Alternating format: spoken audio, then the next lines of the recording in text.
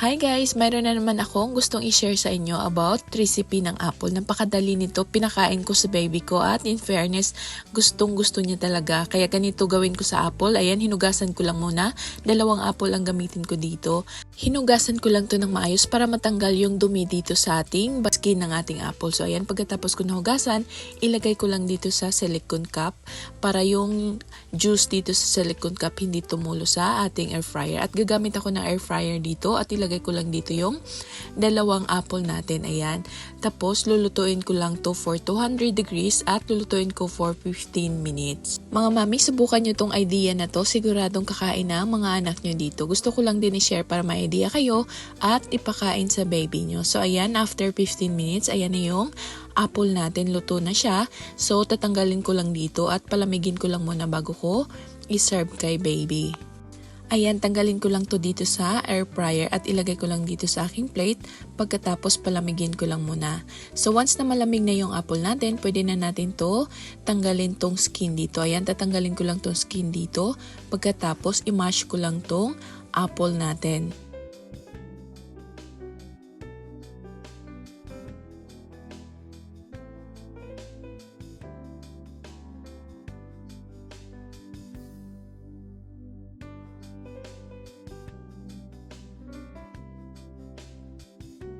Ayan, pagkatapos ko na mash, ilipat ko lang ito dito sa plate ni baby. And then, ready to serve na. Ayan po, diba? Napakadali lang gawin ito at siguradong magustuhan ito ng mga baby nyo. Kaya mga mami, try nyo to sa bahay. Ayan o, tingnan nyo po, napakagana niyang kumain. Nagustuhan niya talaga tong apple na to pag ganito gawin. Ayan. O, ang saya-saya niya. Yung mukha niya nadapa kasi siya sa park, kaya ganyan nagkasugat yung mukha niya. Ang likot niya na kasi.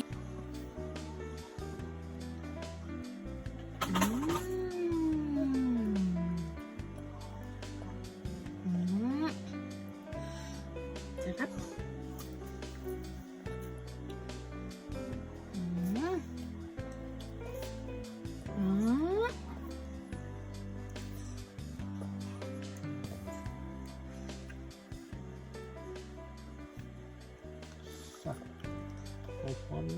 Ay, gutom talaga.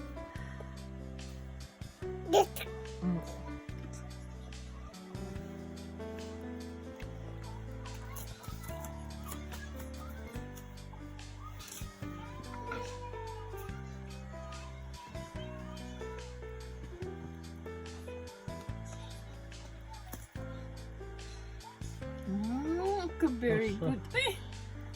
Galing ka sa prison? Gutom na? Oh, sarap. Sarap? Sarap.